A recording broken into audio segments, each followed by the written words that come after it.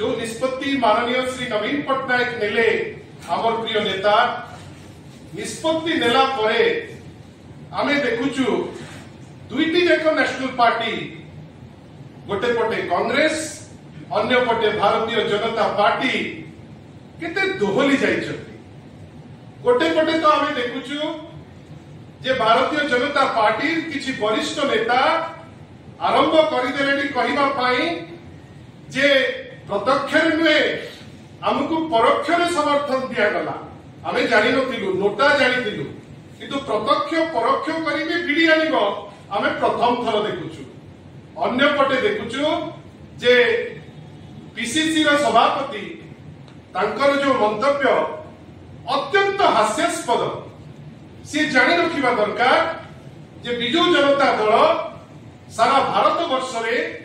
माननीय श्री नवीन पट्टनायक नेतृत्व में गोटे सफल राजनैतिक दल आज बिजू जनता दल ओडिशार 1 नंबर दल जेतबेले ओडिशावासी बृहत स्वार्थ दृष्टिकोण चिंता करी दलर वरिष्ठ नेता संगे चर्चा करी गोटे निष्पत्ति निया जायछि ए नेशनल पार्टी मानकु एते बाधुची कहीं तार उत्तर दवा समय आसी जायछि। या सह आमे देखिलु जे ओडिसा रे विगत 13 वर्ष हेलाणी पॉलिटिकल विश्लेषण गुड़े बढ़ी जाइछ। प्रत्येक दिन संध्या बेले बिजू जनता दल उपरे पूरा डॉक्टरेट लाभ करछथि। विभिन्न प्रकार मत आमे आशा करिबा जे मत जे नेइचंती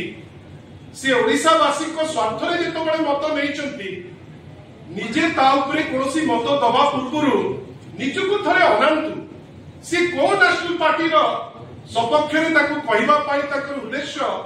सेटा थरे सी भाबंतु नहले लोके हसिबे। जो निष्पत्ति निया जायछि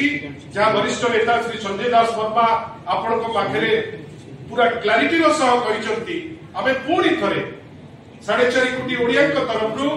आम दलर अगणित कर्मी को तरफरु माननीय श्री नवीन पट्टनायक को पुणी थे धन्यवाद करुचु ताकर नेतृत्व पाई ताकर निष्पत्ति पाई आपण को मध्य अनुरोध करुचु ए जिनिस व्यापक भावे केमती साधारण लोकन पाखे पहुंचबो से दिगरे हमकु सहयोग। जदि आपंक आम भिडी भल लगा तेब आम चैनल को लाइक शेयर और सब्सक्राइब करने को जमा भी भूलु नहीं।